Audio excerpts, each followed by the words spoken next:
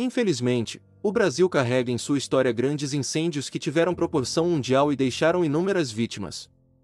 O pior disso é saber que cada uma dessas tragédias poderia ter sido evitada, seja por imprudência ou negligência nas medidas de prevenção e combate a incêndios. O Brasil coleciona grandes desastres que resultaram em perdas de vidas e de bens. Continue conosco neste vídeo e conheça 5 dos maiores incêndios da história do Brasil e como medidas simples poderiam ter evitado tantas perdas.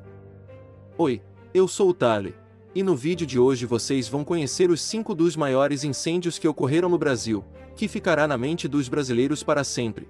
Essas são uma das maiores tragédias já ocorridas no Brasil, um país tão valorizado pelos outros, que até receberam auxílio dos países de fora nesta época do ocorrido. Mas antes de estarmos indo para o vídeo, te convido a fazer parte aqui do canal com sua inscrição, serei grato a isso. Agora sem muitas enrolações e vamos para o vídeo.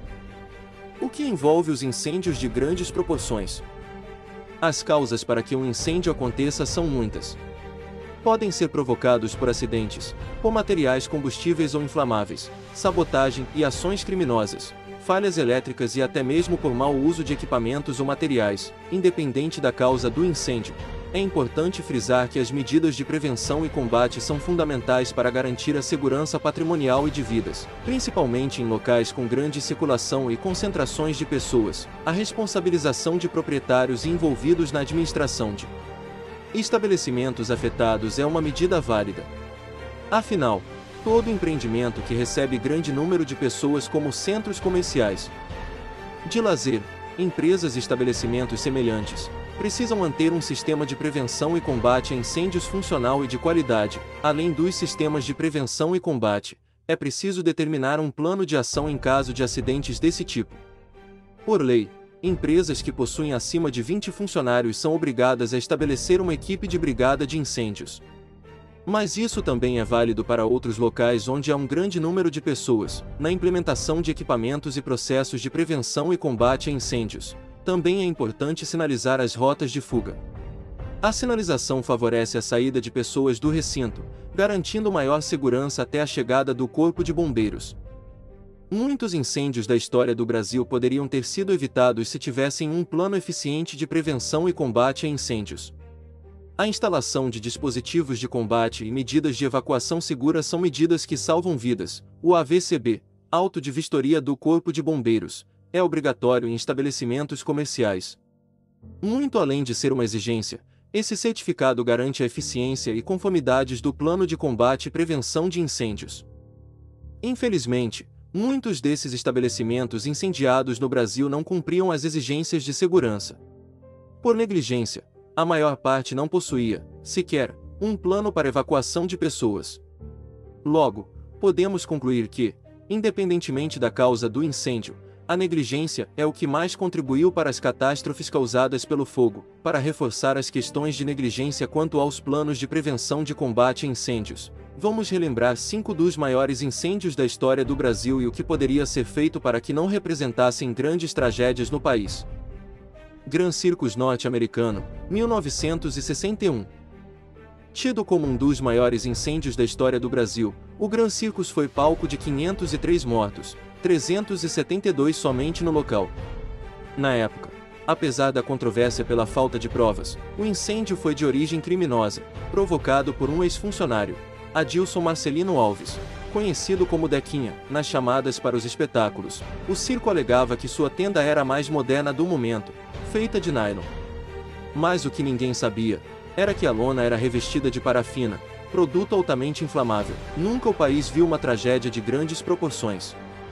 A comoção também foi devido ao número de vítimas infantis. Os hospitais do Rio de Janeiro ficaram lotados, bem na época em que o serviço médico estava em greve. Foi um verdadeiro colapso, tanto na saúde como nos serviços funerários.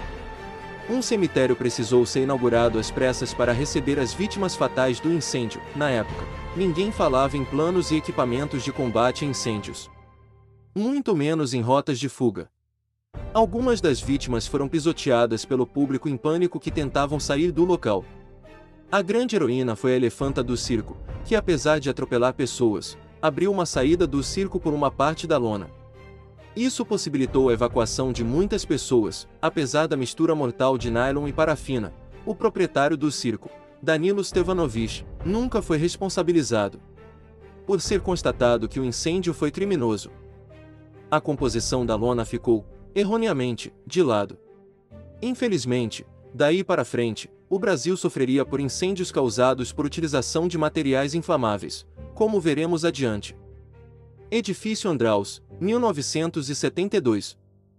O incêndio do edifício Andraus, localizado no centro de São Paulo, foi um caso claro de negligência por parte de seus administradores e responsáveis. O Andraus era um prédio de 29 andares que ficava na Avenida São João e abrigava em sua marquise uma propaganda luminosa das Casas Pirani, e foi exatamente esse letreiro que causou o incêndio. A companhia de luz já havia notificado os responsáveis pelo prédio sobre os riscos de curtos-circuitos por sobrecarga na propaganda luminosa. Mas nenhuma providência foi tomada. Em apenas 15 minutos, 6 dos 29 andares foram tomados pelas chamas.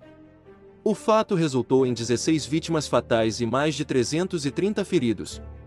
Como o prédio possuía um heliporto, grande parte dos sobreviventes foram resgatados por um helicóptero. No caso do edifício Andraus, o gerente-geral das Casas Pirani, Nilson Casarini, foi condenado a 2 anos de prisão, mas teve direito de cumprir em liberdade, o chamado sursis.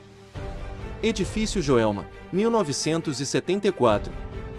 Praticamente 2 anos após o incêndio do Andraus, São Paulo e o Brasil viveriam mais um episódio trágico, o incêndio do edifício Joelma. Provocado por curto-circuito no ar-condicionado no 12º andar, o incêndio se propagou pelos 25 andares, resultando em torno de 190 vítimas fatais e 300 feridos, cercado por muita comoção e lendas. O edifício Joelma é considerado o segundo maior incêndio em arranha-céu com vítimas fatais. O primeiro é o World Trade Center, as Torres Gêmeas de Nova York. Em 2001, o Joelma é um caso clássico de negligência. Mesmo com a lição do edifício Andraus, o edifício não possuía dispositivos de alerta e combate a incêndios, nem rotas de fuga. Muitas vítimas, em desespero, se atiraram das janelas para fugir do fogo. Após o combate às chamas, muitos corpos foram encontrados nos elevadores, asfixiados pela fumaça. Por não terem rotas de fuga seguras, muitas pessoas tentaram sair por meios que consideravam seguros e alternativos naquele momento de total desespero. Uma investigação foi instituída e a Crefizul, empresa que alugava o espaço, e a Termoclima, responsável pela manutenção do ar-condicionado, foram responsabilizadas pelo incêndio.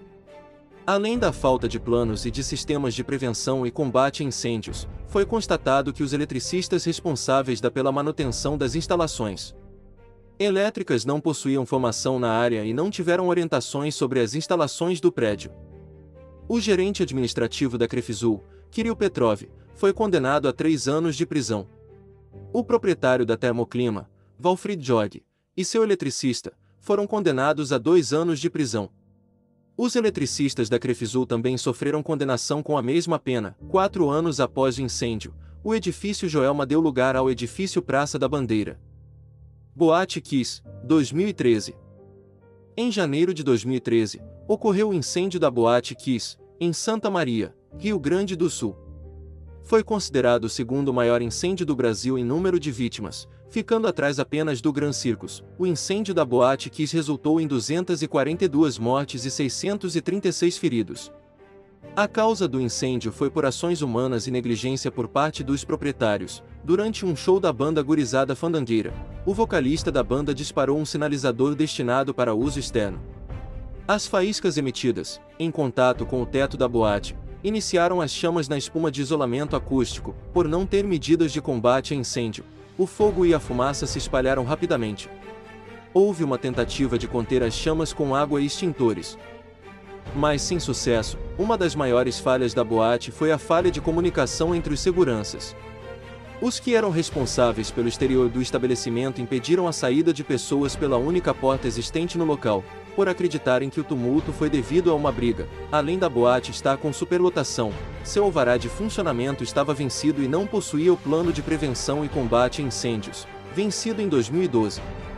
Se a boate estivesse trabalhando em conformidade com as exigências de segurança e mantivesse um plano eficiente para situações como essa, além da evacuação rápida dos ocupantes, muitas mortes teriam sido evitadas. Em 2021, 8 anos após a tragédia, os sócios da Boate Kiss, com o vocalista que disparou o sinalizador e o auxiliar da banda, foram condenados com penas de 18 a 22 anos de reclusão. Alojamento do Flamengo, 2019. Um dos mais recentes foi o incêndio ocasionado no alojamento do Flamengo, no Rio de Janeiro, que vitimou 10 jovens com idades entre 14 e 17 anos, deixando somente 3 sobreviventes. Estimou-se que a causa do incêndio foi um curto-circuito no ar-condicionado, mas nada foi comprovado. O local onde ficava o dormitório dos adolescentes não possuía alvará de funcionamento, pois, segundo o clube, a área seria destinada a um estacionamento. Algumas famílias entraram em acordo com o clube e foram indenizadas. O Ministério Público responsabilizou 8 pessoas pela tragédia, uma delas o presidente do clube Eduardo Bandeira de Melo. Mas até o momento não houve conclusão do inquérito aberto para julgamento. Incêndio no Museu Nacional. Apesar de não haver vítimas, outro incêndio que faz parte da história do Brasil é o do Museu Nacional, no ano de 2018. A causa foi uma sobrecarga causada por um curto-circuito no ar-condicionado, também. Constatou-se que a instalação estava inadequada, a perda do acervo é irreparável. Mesmo abrigando um riquíssimo patrimônio histórico, o museu não possuía um sistema de combate a incêndio adequado, além de apresentar instalações elétricas em situações irregulares. Além disso, o museu também não possuía laudo de vistoria emitido pelo Corpo de Bombeiros. Todo mundo já ouviu falar pelo menos de uma dessas tragédias citadas acima e todas deveriam servir de lição para evitar que outras possam ocorrer. Infelizmente, podemos notar que as irregularidades ainda estão presentes. Lembramos que esses são somente alguns dos incêndios da história do Brasil. Ainda existem outros que, por irresponsabilidade de pessoas envolvidas, culminaram em perdas e mortes. Esperamos que as leis para a exigência dos planos de proteção e combate a incêndios e as punições dos responsáveis sejam mais robustas. Oi, eu sou o Thaler. E você já soube de alguns desses incêndios? Deixa aqui nos comentários. E aproveita e me diz o que você achou do vídeo de hoje. Gostaram? Deixa seu like aqui embaixo na humildade. Se você for novo por aqui, te convido a vir fazer parte do canal, se inscrevendo aqui embaixo. Aproveita e venha conhecer o meu perfil do Instagram, @ThalerPereira. Infelizmente o vídeo vai encerrando por aqui. Muito obrigado a todos que assistiram o vídeo até o final. Te espero no próximo vídeo. Até mais.